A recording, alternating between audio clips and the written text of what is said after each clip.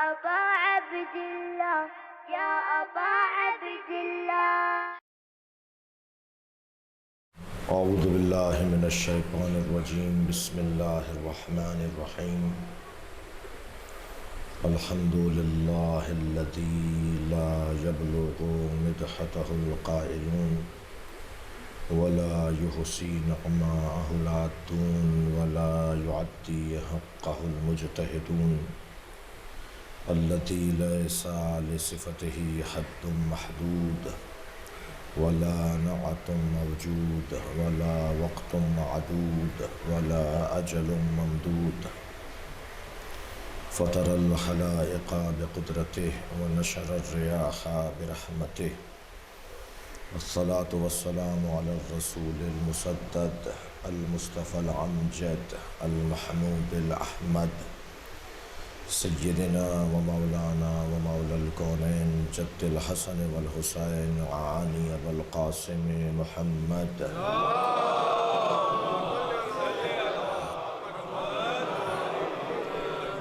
وآلہ الطیبین الطاہرین المعصومین الذین قال اللہ انما یرید اللہ لیذہب عنکم الرجس اہل البیت ویطہرکم تطہیرا.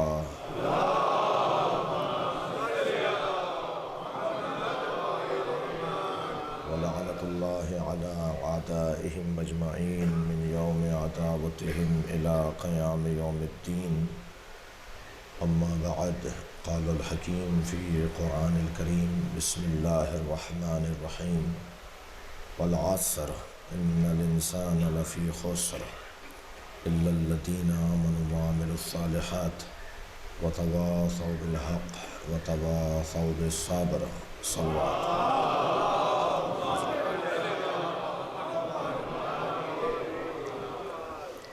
سورہ مبارکہ والعصر. اللہ اپنے اس کلام میں عصر مصطفیٰ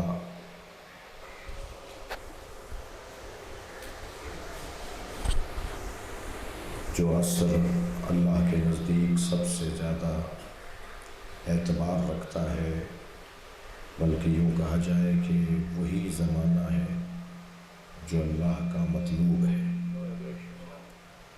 عصر مصطفیٰ وہ ایک ایک لمحات حیات نبی مکرم، زندگانی سرور دو جہاں، حیات طیبہ حضرت محمد مصطفیٰ صلی اللہ علیہ وسلم،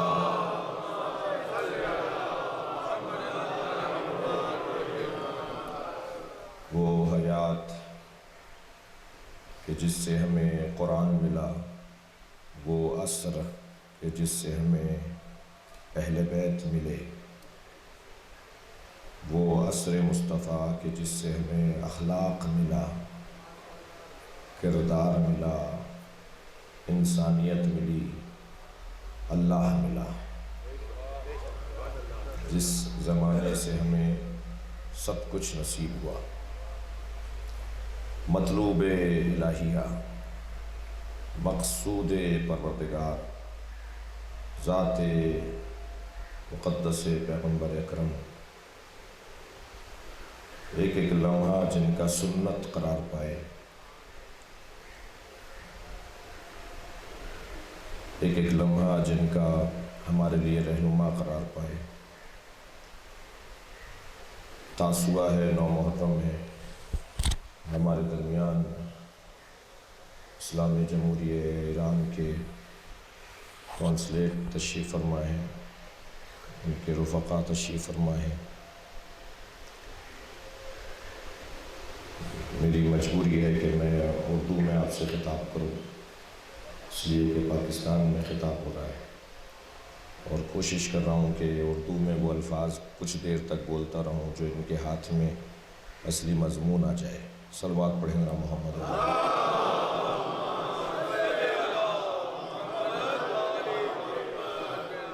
اپنے وطن کی حفاظت پڑوسیوں کی حفاظت، خاص طور پر نظام اسلامی ایران کے تحفظ کے لیے ایک بلند تر صلوات پڑھیں گے۔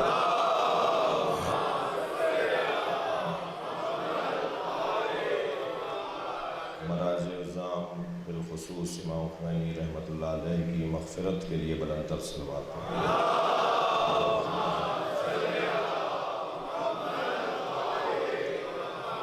وہ عصر مصطفیٰ، جب ہم عصر مصطفیٰ کی بات کریں گے، جب عصر رسول کی بات کریں گے، جب حیات طیبہ پیغمبر اکرم کی بات کریں گے، تو اس زمانے میں ہمیں غور کرنے سے زیادہ توجہ خود نبی کی ذات پر دینے کی ضرورت ہے۔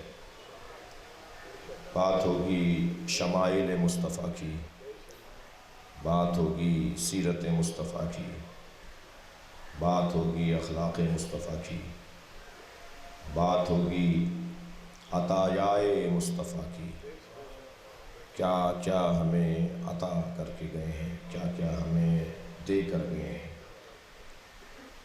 گفتگو گزشتہ مجلس میں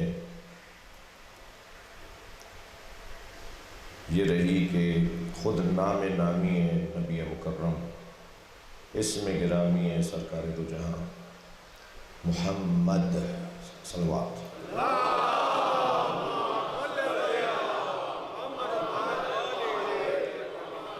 یہ اتنا حسین نام ہے، اس نام کے رکھنے والوں پر درود و سلام ہو۔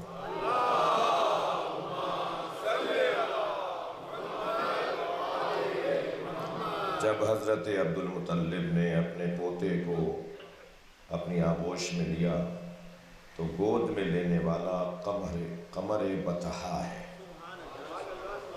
اور یہ بھی اس گھرانے کا حسن ہے کہ یہاں قمر ہی قمر پائے جاتے ہیں۔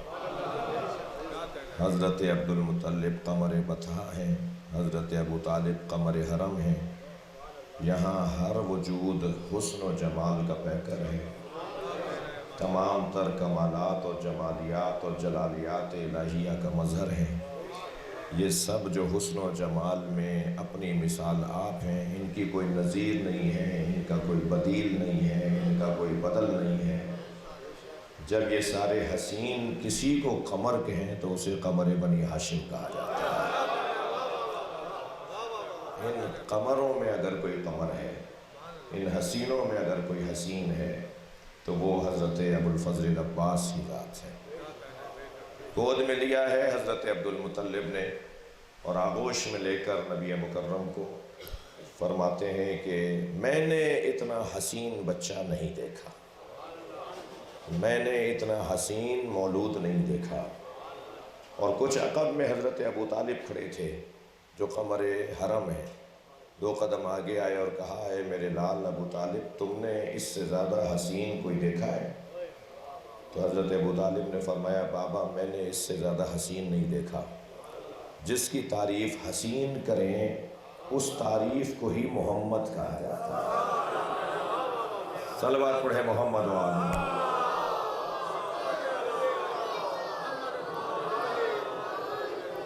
عزیزان گرامی، اب نام رکھا ہے دادا نے اور چاچا نے، چچا نے اور دادا نے نام رکھا ہے، اور نام رکھا ہے اس گھر کے بڑوں نے، اور یہ نام اللہ کو اتنا عزیز ہے کہ اللہ نے پورا قرآن اسی نام پر نازل کر دیا۔ آپ کی توجہات میرے ساتھ ہیں، میں نام پر غور کرنے کی کوشش کر رہا ہوں۔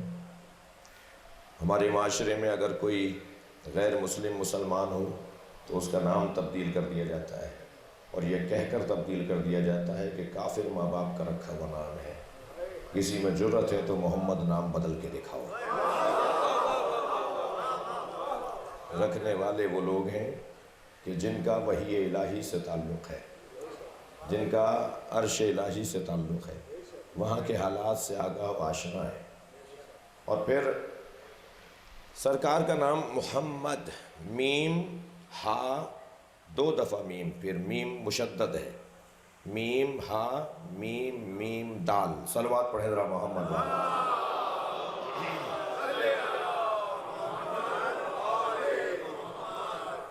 عنوان بیان دہ محرم اینجا داشتیم از عصر مصطفیٰ حیات طیبہ پیغمبر گرامی قدر بعد صحیح داشتیم کے فقط زمانی کے حضرت نفس میں کشیدن زندگی میں گذاشتن میں گزارتن ان زمان را روش غور توجہ داشتے باشیم روش فکر کنیم و از ان زمان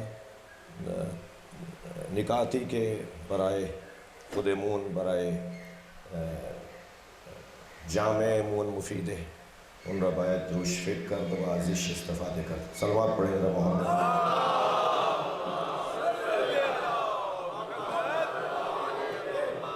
محمد نام گرامی ہے محمد.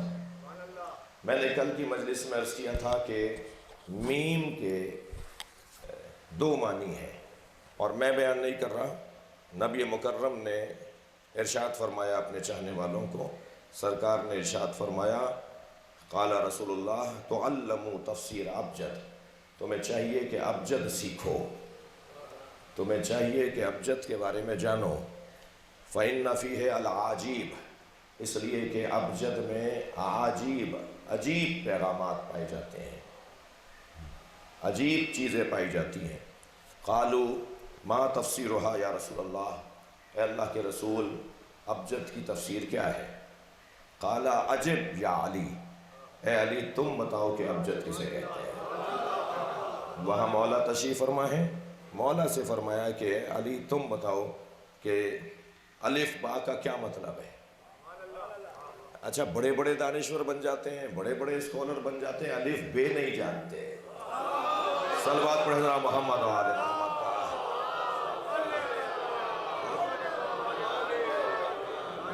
میں سمجھتا ہوں کہ مولا کائنات کی اور نبی مکرم کی محتاجی ہمارے لیے اس بات کی طرف بھی ہماری تربیت کرتی ہے کہ وہ ہیں جنہوں نے ہمیں الف بے سکھائی ہے. فرمایا عجب یا علی آپ بتائیے کہ ابجد کسے کہا جاتا ہے. یہ روایت بہار میں بھی ہے, سفینۃ البحار میں بھی ہے, اور بزرگوں نے بھی اس حدیث کو لکھا ہے. تو اب مولا نے الف سے لے کر یا تک ایک ایک حروف تہجی ابجد کے بارے میں بتایا. فرمایا اما الف فآلاء اللہ, الف سے مراد آلاء اللہ, اللہ کی نعمتوں کا بیان ہے. الف اللہ کی نعمتیں ہیں. دقت چاہوں گا, میری اور آپ کی زندگی کا الف یہ ہے کہ ہم اللہ کی نعمتوں کو یاد کریں. ہماری اور آپ کی زندگیوں کا الف یہ ہے کہ ہم اللہ کی نعمتوں کو یاد کریں. ایک صاحب مجھ سے کہنے لگے کہ میرا بچہ نماز نہیں پڑھتا, مولانا کیا کروں؟ میں نے کہا جی آپ کا بچہ اگر نماز نہیں پڑھتا تو اللہ نے نماز پڑھوانے کے لیے جو فارمولہ دیا ہے اس فارمولے کو دہرا دیجئے. کیا جی وہ کیا فارمولہ ہے؟ وہ فارمولہ یہ ہے اِنَّا أَعْطَيْنَاكَ الْكَوْثَرَ فَصَلِّ لِرَبِّكَ وَانْحَرْ, ہم نے آپ کو خیر کثیر عطا کر دیا, بس اپنے رب کا شکریہ نماز کی صورت میں ادا کرو. تو ہمارے اوپر اللہ کی نعمتیں کیا ہیں؟ بس اللہ کی نعمتوں کو جتنا دہراتے چلے جائیں گے سجدہ بڑھتا چلا جائے گا.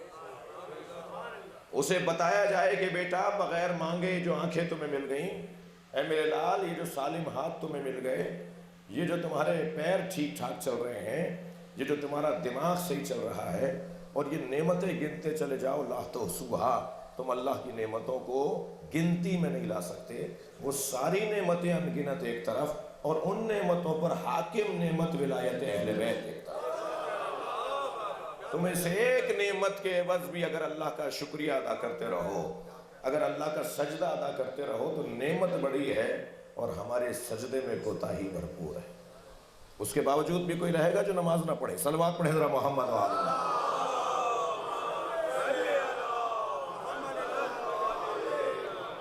تو میرا مضمون کیونکہ با اور تا اور سا اور اسی طرح الف بے سے لے کر یا تک ہمارا مضمون نہیں ہے, اور ہونا بھی چاہیے کسی اور موقع پر.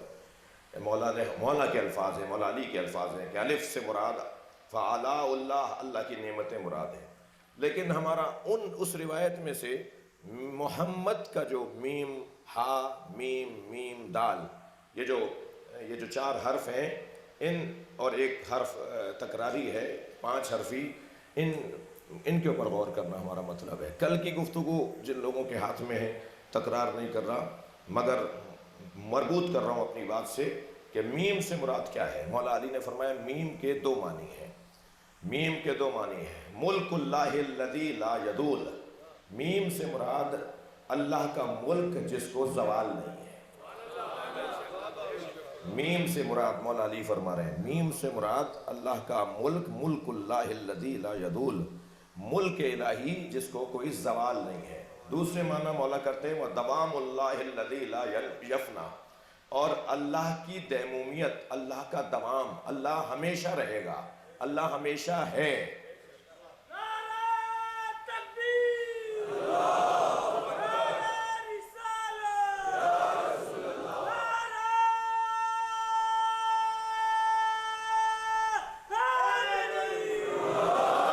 دوام اللہ،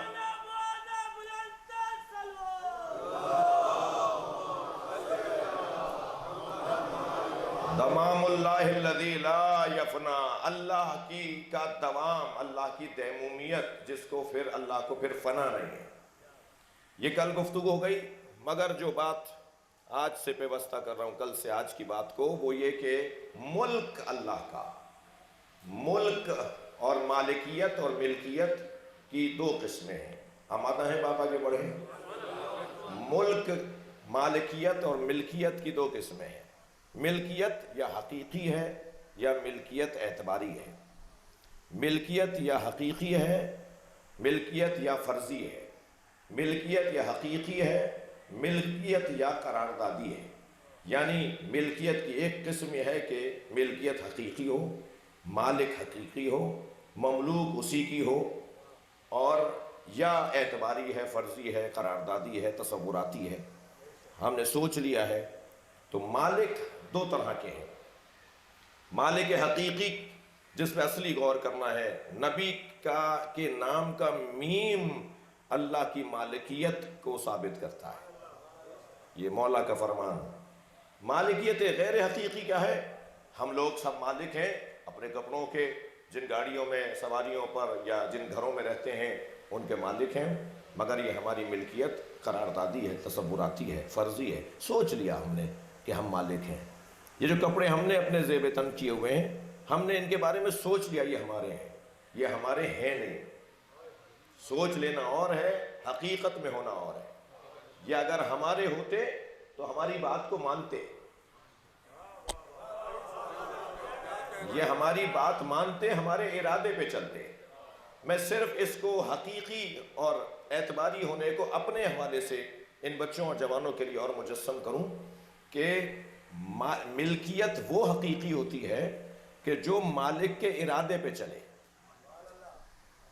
ملکیت وہ حقیقی نہیں ہے جو مالک کے ارادے پہ نہ چلے۔ کچھ دیر کے لیے اپنے اندر، کیونکہ مولا فرما رہے ہیں من عرف نفسہ فقط عرف ربہ، جس نے اپنے آپ کو پہچان لیا اس نے اپنے رب کو پہچان لیا۔ تو ہمارے اندر اللہ نے کچھ ایسا رکھا ہوگا کہ جو اللہ کو پہچاننے کا ذریعہ ہے، اور وہ جو اللہ نے ہمارے اندر رکھا ہے جو اللہ کو پہچاننے کا ذریعہ ہے وہ یہ کہ ہم ایک اعتبار سے کچھ چیزوں کے اپنے اندر مالک ہیں۔ اور وہ کیسے؟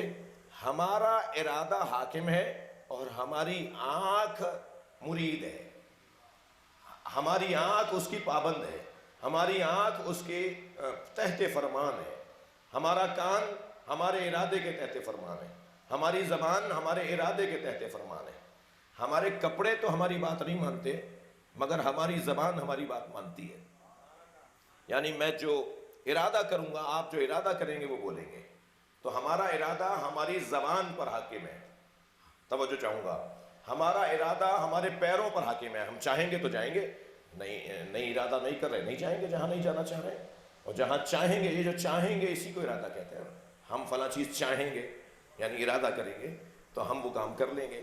تو ہمارے اندر یہ جلوہ اللہ نے مالکیت حقیقی کا رکھا ہے۔ تم جو چاہو سنو، بھئی دیکھیں اللہ نے 2 آنکھیں دی ہیں، اس میں ہم مجبور ہیں، مگر یہ آنکھیں کیا دیکھیں اس میں ہم مختار ہیں۔ اللہ نے 2 کان دیے ہیں، 4 نہیں دیے، 1 نہیں دیا، اس میں ہم مجبور ہیں، لیکن کیا سنیں اس میں ہم مختار ہیں۔ 2 پیر دیے ہیں، 3 نہیں دیے، 4 نہیں دیے، 1 نہیں دیا، اس میں ہم مجبور ہیں، مگر یہ کہاں چل کے جائیں اور کہاں نہ جائیں اس میں ہم مختار ہیں۔ صلوات پڑھیں ذرا محمد و آل محمد۔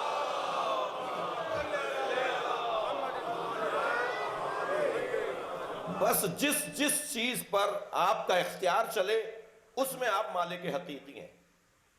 ہمارے وجود میں اللہ نے مالکیت حقیقی کا ایک جلوہ رکھا ہے تاکہ ہمیں مالک کائنات سمجھ میں آئے۔ اب ذرا توجہ چاہوں گا آپ سے، یہ جو ہمارے وجود کے اندر اللہ نے مالکیت کا ایک کیفیت رکھی ہے تاکہ مالک حقیقی سمجھ میں آئے، اسی بات کو سمجھانے کے لیے کہ جیسے میرا ارادہ میری آنکھوں پر حاکم ہے، جیسے میرا ارادہ آپ کا ارادہ آپ کے کان پر حاکم ہے، جیسے ہمارا ارادہ ہمارے پیروں پر حاکم ہے، ایسے ہی کائنات پر اللہ کا ارادہ حاکم ہے۔ اور اللہ کے ارادے کا اظہار جن سے ہوتا ہے انہیں زیارت جامعہ میں امام علی نقی علیہ السلام فرماتے ہیں،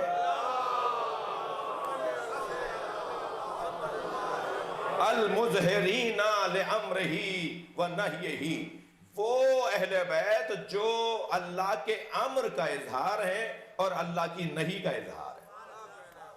اللہ کیا چاہتا ہے وہ ان کے ذریعے سے ظاہر ہوتا ہے، اللہ کیا نہیں چاہتا وہ ان کے ذریعے سے ظاہر ہوتا ہے۔ لہذا مالک 2 طرح کے، مالک اعتباری ہم لوگ، میں نے ایک جملہ کہا کہ ہم اپنے کپڑوں پر اختیار نہیں رکھتے۔ میں چاہوں کہ یہ کپڑے بڑے ہو جائیں، بڑے نہیں ہوں گے، میں چاہوں کہ چھوٹے ہو جائیں، کاٹ پیٹ کے نہیں، میرے کہنے سے چھوٹے ہو جائیں، چھوٹے نہیں ہوں گے۔ میں ان کپڑوں کو کہوں کہ مثال کے طور پر یہ پانی بن جائیں، پانی نہیں بنیں گے۔ میرے ہاتھ میں جو میں نے گیلن پانی کا خریدا ہے اپنے پیسے دے کر، آپ نے وہ پانی خریدا، اس پانی کو میں کہوں کہ یہ موتی بن جائیں، اس کے قطرات موتی بن جائیں، نہیں بنیں گے۔ ایسے مالک ہیں ہم۔ لیکن عزیزان گرامی، وہ مالک الملک تؤتی الملک من تشاء، وہ مالک الملک جب کسی کو ملک دیتا ہے تو اختیار بھی دیتا ہے، اور جب انہیں اختیار دیتا ہے تو جاتا ہوا سورج بھی پلٹا سکتے ہیں، چاند کے 2 ٹکڑے بھی کر سکتے ہیں، ان کے ہاتھوں کا دھون بھی موتیوں میں تبدیل ہو سکتا ہے۔ تو یہ اظہار ہوگا اس مالک حقیقی کے ارادوں کا، اور اس مالک حقیقی نے جسے ملک عطا کیا ہے۔ اچھا، مالک حقیقی سے اگر ملک لیے بغیر کوئی دنیا میں تصرف کر رہا ہو تو اسے کیا بولیں گے؟ ہم بولتے ہیں تو کسی کو برا لگتا ہے، حقیقت تو یہ ہے کہ وہ غاصب ہے۔ صلوات پڑھ لیں محمد و آل محمد۔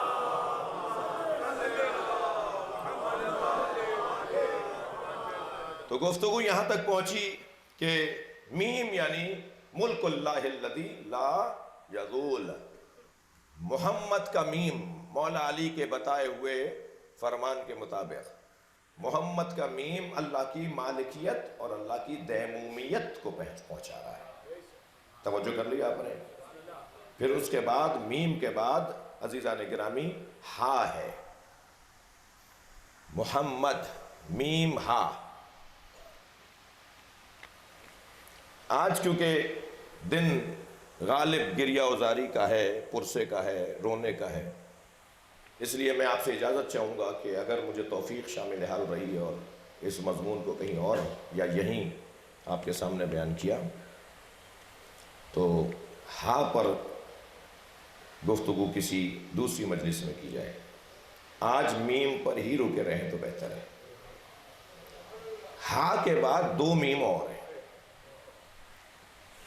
میم جب دوبارہ 2 آ رہے ہیں تو اس کے معنی تبدیل نہیں ہوں گے، مگر ایک نام میں اگر 3 دفعہ میم آ رہا ہے تو 3 مرحلوں میں اللہ کی ملکیت کا جلوہ ہے۔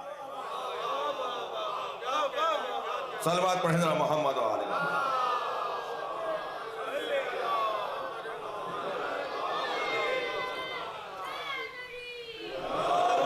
مراحل میں اللہ کی ملکیت کا جلوہ ہے۔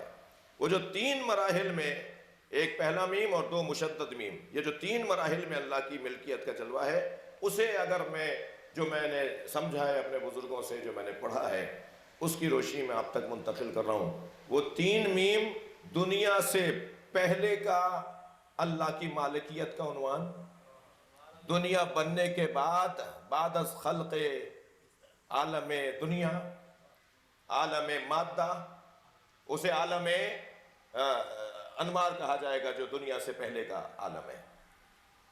دنیا بننے سے پہلے کا عالم عالم انوار، دنیا خلق ہونے کے بعد عالم مادہ، دنیا ختم ہو جانے کے بعد عالم آخرت۔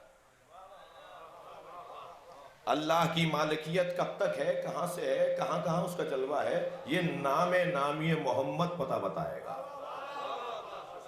اللہ کی مالکیت کا پہلا جلوہ عالم انوار ہے، ابھی کچھ نہیں تھا اور اللہ کی مالکیت تھی، اور جب دنیا خلق ہو گئی تو اللہ کی حاکمیت عالم مادہ میں، یہ دنیا سب ختم ہو جائے گی تو اللہ کی حاکمیت رہے گی، وہ عالم آخرت ہے۔ یہ تینوں میم، نبی کے نام کے تینوں میم اللہ کی مطلق حاکمیت کی دلیل ہے۔ اگر 3 میم نہ ہوتے تو تینوں حاکمیتوں، تینوں عوالم کے بارے میں رہنمائی نہ ہوتی۔ اب جب 3 عالموں میں اللہ کی حاکمیت ہے، توجہ ہے نا حضرات کی، جب تینوں عالموں میں اللہ کی حاکمیت ہے، اللہ کی مالکیت ہے، اللہ کی مملکت ہے، تو تینوں عوالم کے اندر بھی المظہرین لامرہ ونہیہ، تینوں زمانوں میں بھی اللہ کے امر کو پہنچانے والے اور اللہ کی نہیں کو پہنچانے والے ہونے چاہیے۔ اس مرحلہ بیان پر میرے مولا امام جعفر صادق علیہ السلام کا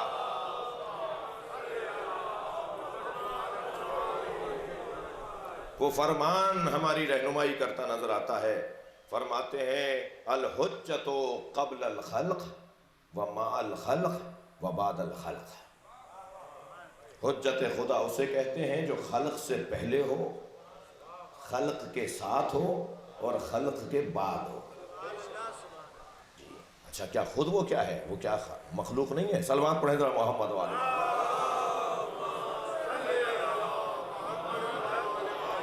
یہ حدیث میرے معصوم امام کی، الحجت قبل الخلق ما الخلق وبعد الخلق، حجت خلق سے پہلے، خلق کے ساتھ اور خلق کے بعد، تو خود حجت کیا ہے؟ تو بس عزیزو، یہی ملا کی اور مقصر کی خطا ہے، یہی غالی کی اور مقصر کی خطا ہے۔ غالی انہیں ممکنات میں ڈھونڈ رہا ہوتا ہے، معاف کیجئے گا، مقصر انہیں ممکنات میں ڈھونڈ رہا ہوتا ہے، اور غالی انہیں واجبات میں اور واجب میں دیکھ رہا ہوتا ہے۔ وہ بھی حد سے گزرا ہوا ہے اور یہ بھی پیچھے رہ جانے والا ہے۔ اور شیعہ وہ ہوتا ہے جو طابق النال بالنال، مولا کے نقش قدم پہ چلتا۔ یہ ممبر نصیریت کا ممبر نہیں ہے، یہ ممبر غالیوں کا ممبر نہیں ہے، یہ ممبر مقصروں کا ممبر نہیں ہے، یہ ممبر شیعوں کا ممبر ہے، تشیع کی سالم تصویر پیش کرنے والوں کا ممبر ہے۔ مقصر میں اور غالی میں اور عزیزان گرامی توہین کرنے والے میں اور حد سے گزر جانے والے میں فرق ہے۔ شیعہ میں اور مقصر میں، شیعہ میں اور غالی میں فرق یہ ہے کہ نصیری اپنے مولا کے آگے چلتا ہے اور شیعہ مولا کے پیچھے چلتا ہے۔ ہمیں مولا کے مطابق مولا کو ماننا ہے۔ صلوات پڑھیں محمد و آل محمد۔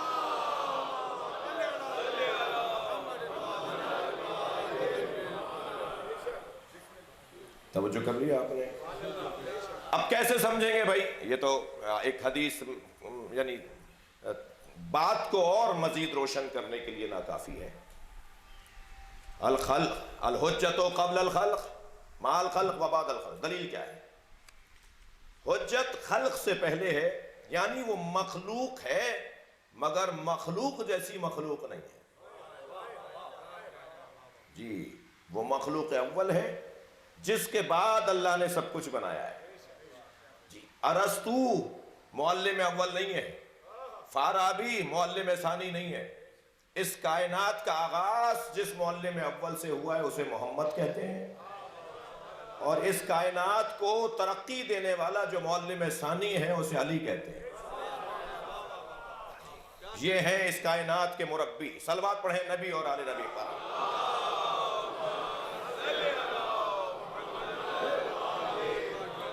الحجت قبل الخلق، جس کے لیے دلیل یہ ہے کنت نبیا وآدم بین الماء والطین. جی میں اس وقت بھی نبی تھا. کانا علی ولیا، اور علی اس وقت بھی ولی تھا جب آدم ابھی آب و گل کی درمیانی کیفیت میں تھے. لہذا قبل الخلق، آدم کی خلقت علیہ السلام، آدم علیہ السلام کی خلقت سے پہلے نبی کا وجود، آدم علیہ السلام کی خلقت سے پہلے نبی مکرم کا وجود، یہ بتا رہا ہے کہ یہ قبل الخلق ہے. اچھا کہہ رہے ہیں کہ میں اس وقت تھا، تو کب سے تھے یہ تو ہم سمجھ ہی نہیں پائیں گے. ہمیں کچھ سمجھانے کے لیے کچھ زمانوں کا پتہ بتایا جاتا ہے تاکہ ہم سمجھ لیں. اگر وہ زمانہ اشارے میں نہیں بتایا جائے گا تو ہم سمجھ نہیں پائیں گے. جبریل تشریف فرما تھے نبی کی خدمت میں. سرکار کی آواز آئی، یا جبریل کم عمرک، تمہاری عمر کتنی ہے؟ فرمایا نجم یطلع، ایک ستارہ ہے جو طلوع کرتا ہے 70,000 سنہ، 70,000 سال بعد، اور میں نے اسے 70,000 مرتبہ دیکھا ہے. اب جبریل بتاتے کہ میں مثال اتنے کروڑ سالوں کا ہوں، اتنے ارب سالوں کا ہوں، تو جبریل نے اس روایت کے ذریعے سے ہماری نبی مکرم نے رہنمائی کر دی کہ عمر کیسے پہچانیں گے جبریل کہ جبریل تمہاری ہی عمر کتنی ہے. فرمایا میں اس ستارے کو 70,000 دفعہ دیکھ چکا ہوں جو 70,000 سال بعد نکلتا ہے. میں اسے 70,000 دفعہ دیکھ چکا ہوں. اب اس سے اندازہ ہو رہا ہے کہ جوڑ لیجئے، پلس کر لیجئے تو معلوم ہو جائے گا کہ جبریل کی عمر کتنی ہے. تو نبی مکرم مسکرائے اور فرمایا آج اس ستارے کو دیکھو گے تو پہچان جاؤ گے. کہا یا رسول اللہ میں نے اسے 70,000 دفعہ دیکھا ہے. ابھی سرکار کی اور جبریل امی کی گفتگو ہو رہی تھی کہ مولا علی تشریف لائے. جیسے ہی مولا علی تشریف لائے تو نبی نے فرمایا یا علی خذ الامامۃ عن جبہتک، یا علی اپنا امامہ اپنی پیشانی سے اوپر کرو. مولا علی نے اپنا امامہ پیشانی سے اوپر کیا تو جبریل کھڑے ہو گئے، کہا یا رسول اللہ یہی وہ ستارہ ہے.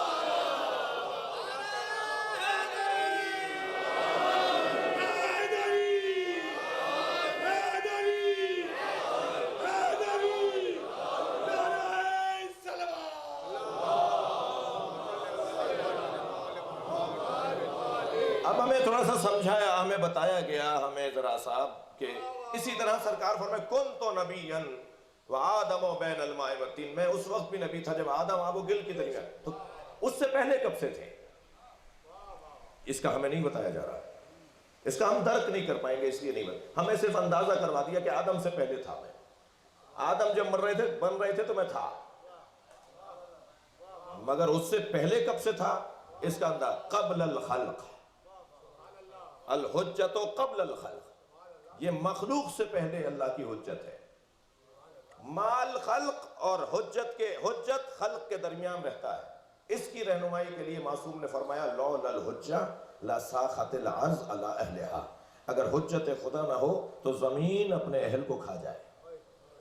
یہ زمین جو پھٹ نہیں رہی اور سب اس میں سما نہیں رہے تو دلیل ہے اس زمین پر وہ بیٹھا ہے جو ابو تراب کی اولاد ہے.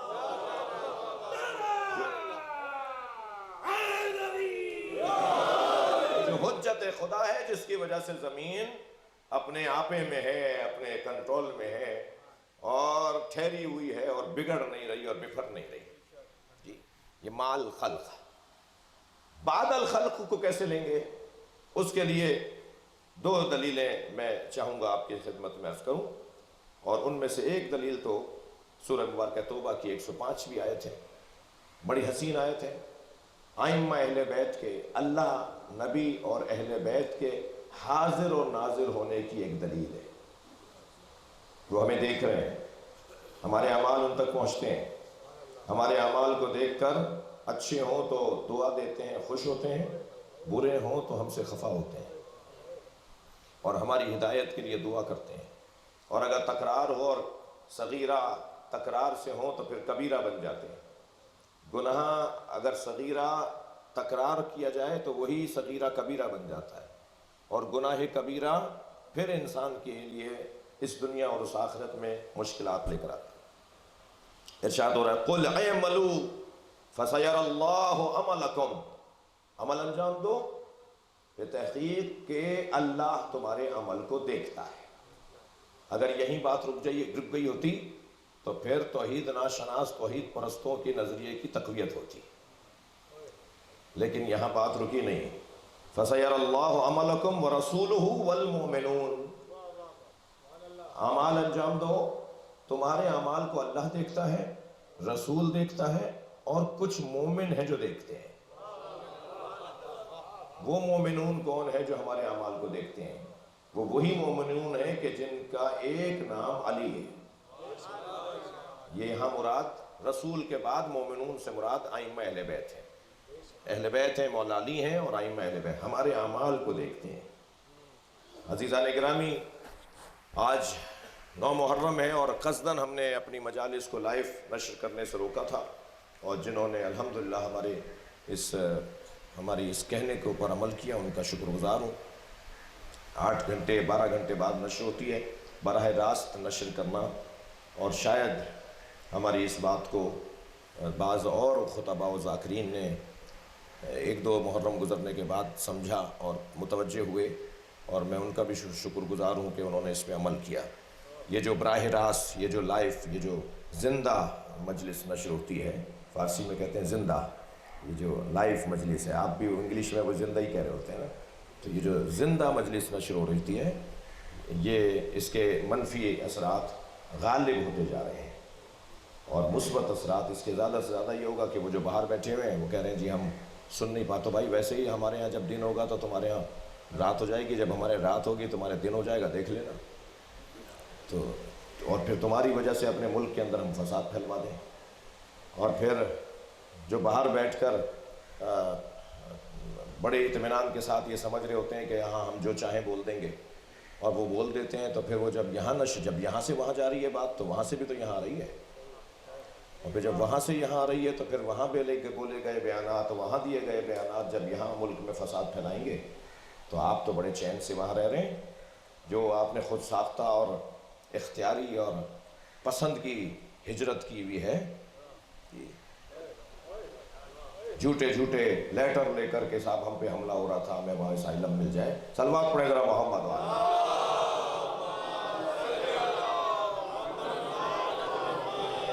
وہاں بیٹھ کر آپ نے، میں جن کی بات کر رہا ہوں انہیں کی کر رہا ہوں، جنہوں نے ایسا نہیں کیا وہ ناراض نہ ہو، صلوات پڑھیں ذرا محمد والا۔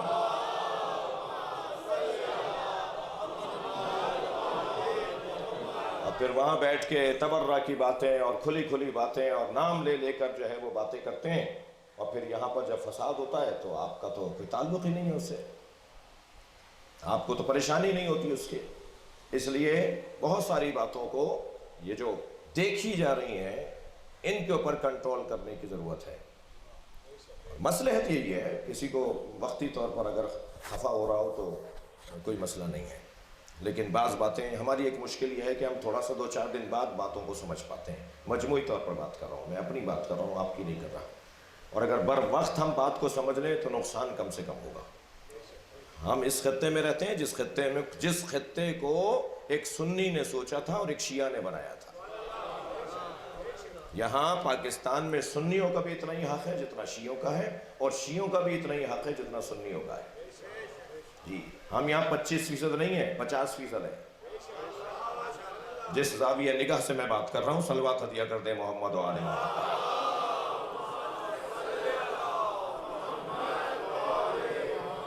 لہٰذا ہمیں ان کے احساسات کا اور انہیں ہمارے جذبات کا خیال رکھنا ہوگا، اور پاکستان کی ریاست اور حکومت بھی مجموعی طور پر اس بات کو نافذ کرنے میں کوشش کرتی ہے کہ وہ نافذ کرے۔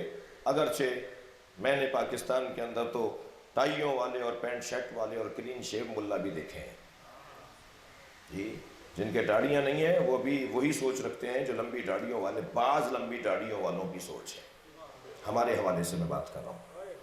لہٰذا ہمیں بہت ہی محتاط رہنے کی ضرورت ہے، اور ہمارے اعمال کو اللہ اور اللہ کے رسول اور مومنین دیکھیں بس، اللہ دیکھیں، رسول دیکھیں اور اہل بیت ہمارے اعمال کو دیکھیں۔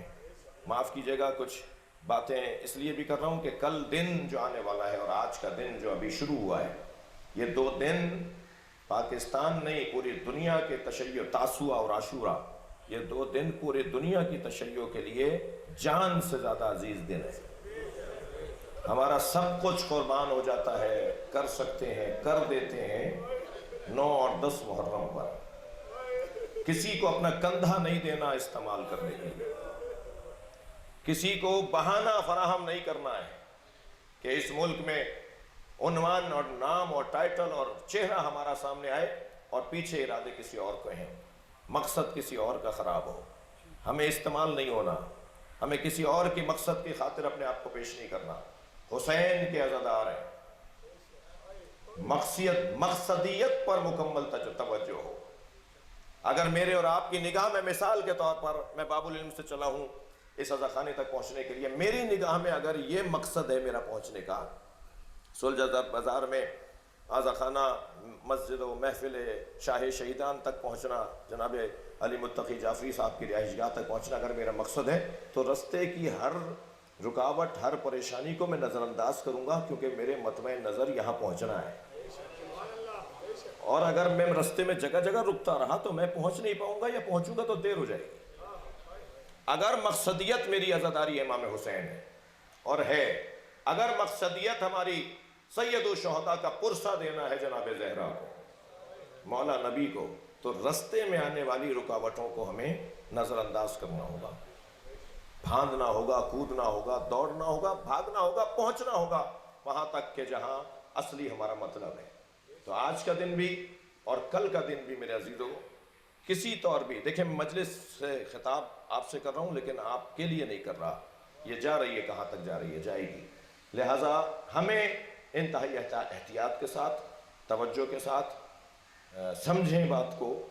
مجلس کا رنگ کچھ منفرد ہے، یہاں ہر کالے کپڑے پہننے والا اثنا عشری نہیں ہے، یہاں ہر عزاداری کرنے والا حتیٰ مسلمان نہیں ہے، عجیب رنگ ہے ہمارے حصے میں جو کام آیا ہے اس کا۔ وہاں تراویاں پڑھنے والے ایک جیسے ہیں، وہاں دیوبندی بھائی ایک جیسے ہیں، وہاں اہل حدیث بھائی ایک جیسے ہیں، مگر عزاداری میں سب ایک جیسے نہیں ہیں۔ لہذا ہمارا کام بہت سنگین ہے۔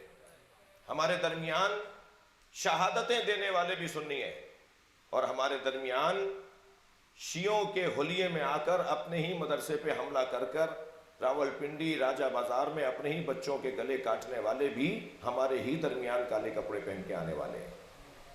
ہوشیاری، سمجھداری، معاملہ فہم، جہاں سے پتھر آئے وہاں پتھر واپس پھینکنا نہیں ہے، بلکہ جیسے آپ کے سینے پر آپ کا ہاتھ ماتم کے لیے پڑتا ہے، ایسے ہی تاسوعہ اور عاشورہ کو کسی کے پتھر کو بھی ماتم سمجھ لیں کہ یہ حسین کے نام پہ ہمیں لگا ہے، جتنا زور سے لگے گا اتنا ہی زور سے لبیک یا حسین کہیں گے۔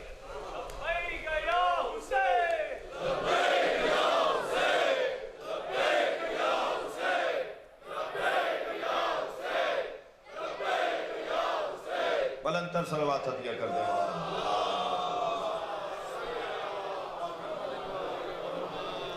بس عزیزان گرامی، میں نے بات کو یہاں مکمل کیا کہ حجت خدا خلق کے ساتھ بھی ہے اور بعد از خلق بھی ہے، یعنی ہمیں دیکھنے والے وہ لوگ ہیں کہ جن کا مزار نجف میں ہے، ہمیں دیکھنے والے وہ ہستیاں ہیں جن کا مزار کربلا میں ہے، اور وہ ہمیں دیکھ رہے ہیں۔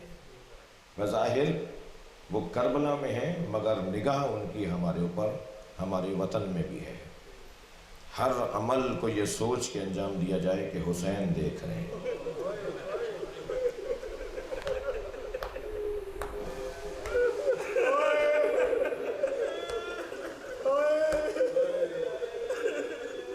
خضوع و خشوع کے ساتھ، انتہائی سچائی کے ساتھ،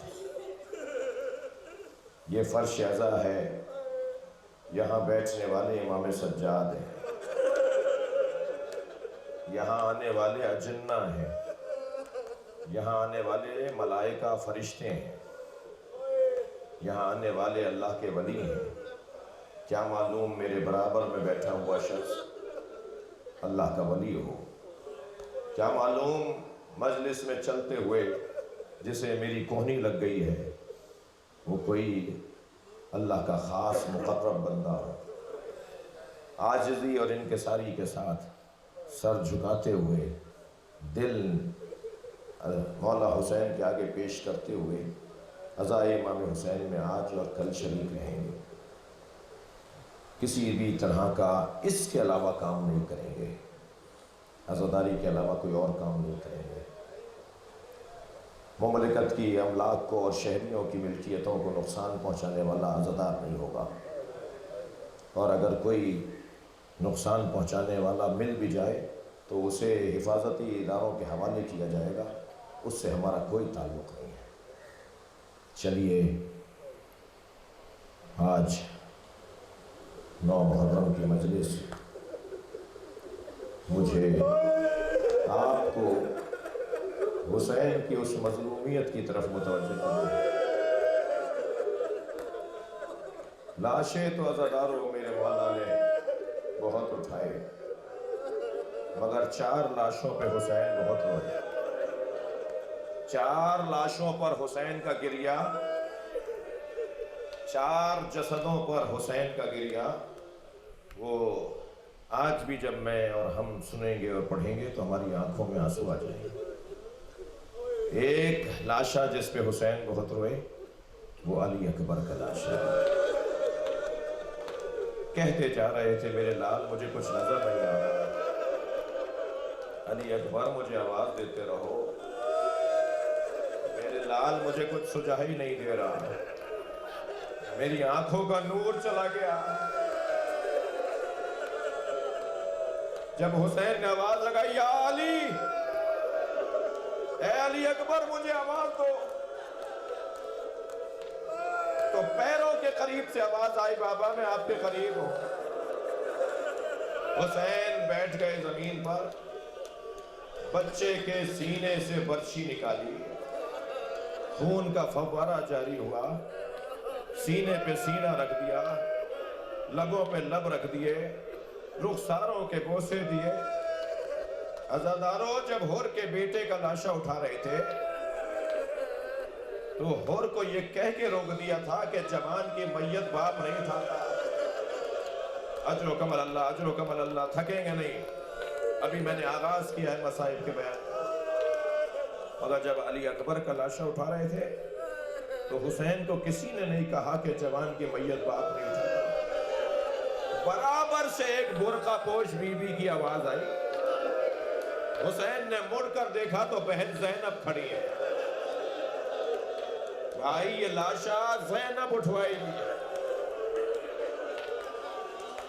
دوسرا لاشا جس پر امام حسین بہت روئے وہ لاشا قاسم کا لاشا ہے۔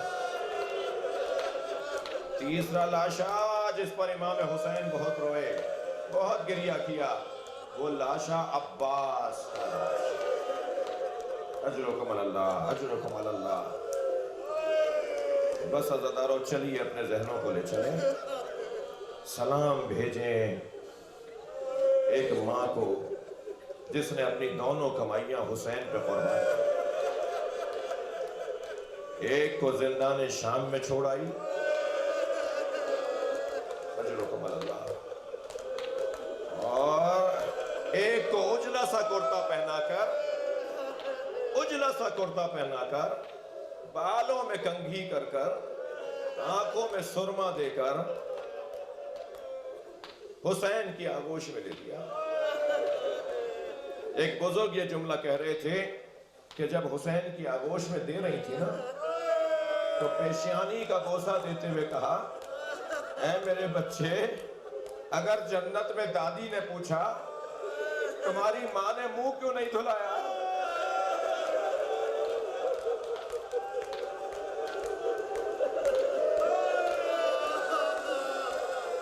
تو کہہ دینا میری ماں کے پاس پلانے کو پانی نہیں تھا۔ اجرکم اللہ۔ مجلس میں خواتین بھی بیٹھی ہیں، مجلس میں خواتین بھی تشریف فرما ہے،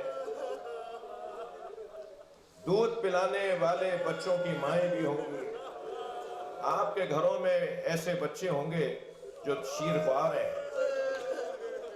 سلام کریں جناب رباح کو۔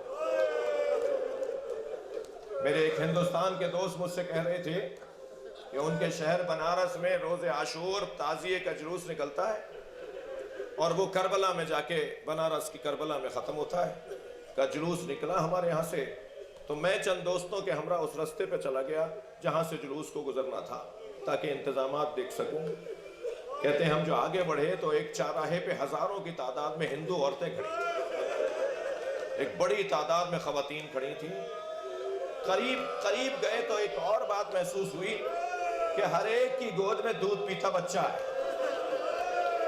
کہا جب ہم قریب سے گزرے تو ایک خاتون کی آواز آئی کہ بھائی مسلمان لگتے ہو؟ تو ہم نے کہا مسلمان ہے۔ کہنے لگے بتاؤ بابا حسین کا جلوس کب آئے گا؟ ہم نے کہا تمہیں بابا حسین کے جلوس کا انتظار کیوں ہے؟ کہا تمہیں نہیں پتا آج حسین کا بچہ بھوکا مارا گیا۔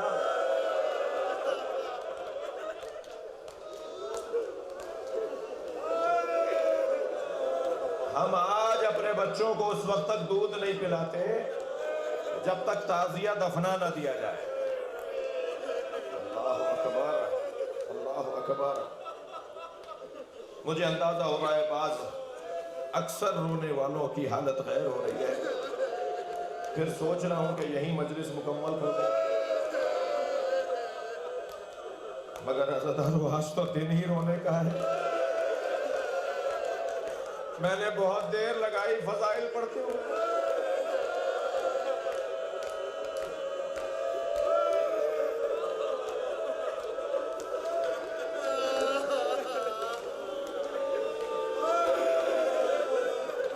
میرے مولا کی گود میں دیا جناب رباب نے علی اصغر کو،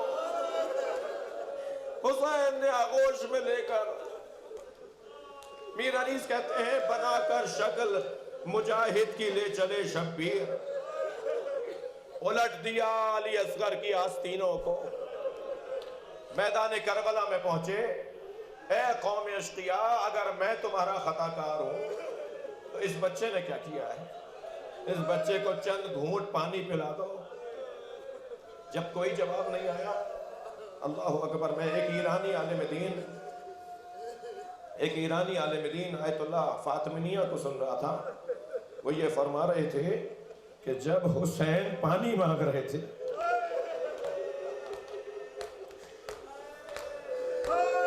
تو در خیمہ سے ماں کھڑی کہہ رہی تھی حسین میرا بچہ مر جائے، مگر آپ دشمن سے کچھ مانگے نہیں۔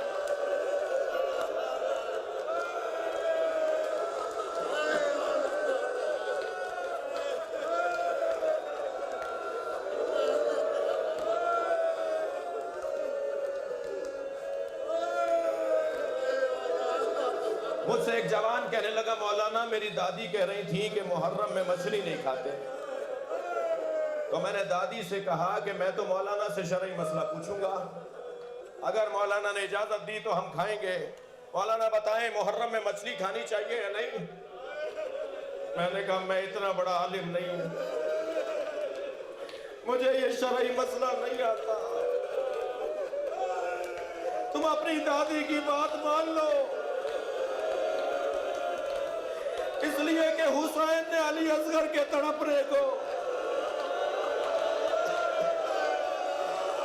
مچھلی کے تڑپنے سے تعبیر کیا۔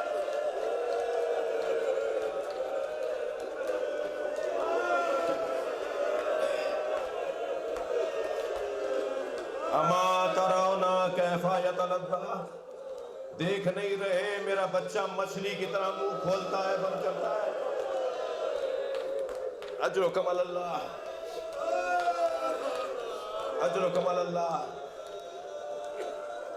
عزیزانو حسین نے بچے کو پانی کے لیے پیش کیا، ایک تیرے سے شعبہ جس سے اونٹ گرایا جاتا تھا، جس سے قوی ہیکل جانور گرائے جاتے تھے۔ اے ظالم معمولی تیر بھی چلاتا تو تیری مراد پوری ہو جاتی. وہ تیر علی اصغر کے گلے پہ لگا. بچے نے ہمک کر بابا کی دفاع کیا. گلے سے تازہ خون ابلنے لگا. حسین نے چلو میں لیا. آسمان کو دیکھا تو آواز آئی پانی نہیں برسے گا. زمین کو دیکھا تو آواز آئی فصلیں نہیں اگیں گی. میرے مولا نے اپنے چہرے پر خون ملا. فرمایا اسی چہرے کے ساتھ نانا کے سامنے آؤں گا. بچے کے لاشے پہ ابا کا دامن ڈال دیا. پہنچے ہیں خیمہ گاہ کے قریب. نہ جانے کیا خیال آیا کہ ماں دیکھے گی تو مر جائے گی. پیچھے ہٹے. پھر کیا خیال آیا آگے بڑھے. ابھی حسین اس کیفیت میں تھے جو کل روز عاشور آپ اعمال انجام دیں گے کہ خیمے سے پردہ ہٹا. جناب سکینہ نظر آئی. بی بی نے دیکھا کہ بھائی بابا کی گود میں آرام سے سو رہا ہے. جو کچھ دیر پہلے تک تڑپ رہا تھا تو وہیں سے آواز دے کر کہا بابا میں بھی پیاسی ہوں. بابا مجھے بھی پانی پلا لائیے. حسین کیا جواب دے کیسا پانی پیا. عزادارو ابھی آپ جھولے کی زیارت بھی کریں گے اور اس عزا خانے کی یہ آخری مجلس ہے. آپ ابھی ایک تابوت کی زیارت بھی کریں گے. اب کربلا میں حسین اکیلے تھے. حسین مولا کربلا میں اکیلے ہیں. لاشا بچے کا دفنا چکے ہیں. بیویوں سے رخصت لے کر خیمہ گاہ سے باہر آئے ہیں. گھوڑے پر بیٹھے ہیں اور ذوالجنا کو کہا مجھے مقتل تک پہنچا. تھکے نہیں میں یہ تاسوعہ ہے. میں اتنے لمبے مصائب معمولاً نہیں پڑھتا اگرچہ پڑھنے چاہیے مگر تھکیں گے نہیں. گھوڑے نے قدم نہیں اٹھائے. جب گھوڑے نے قدم نہیں اٹھائے تو امام کو تعجب ہوا. تو امام نے فرمایا جتنا میں پیاسا ہوں اتنا تو بھی پیاسا ہے. یہ آخری زحمت ہے مجھے میدان کربلا تک لے جا. اب گھوڑے نے اشارہ کیا. جو جھک کر دیکھا تو سکینہ پیر پکڑے بیٹھے. اے بابا کے گھوڑے. حسین گھوڑے سے اترے. بچی کو سینے سے لگایا. کیسے رخصت دی ہے اس کا بیان مشکل ہے. پھر سوار ہوئے ذوالجنا پر. میدان کربلا کی طرف روانہ ہوئے. رونے والوں محسوس کیا جیسے کوئی پیچھے دوڑتا ہوا آ رہا ہے اور آواز آ رہی ہے کہ کوئی کچھ کہہ رہا ہے. جب مڑ کے دیکھا تو بہن زینب ہے. مہلن مہلا یبن الزہرا آہستہ جاؤ اے میرے ماں جائے حسین.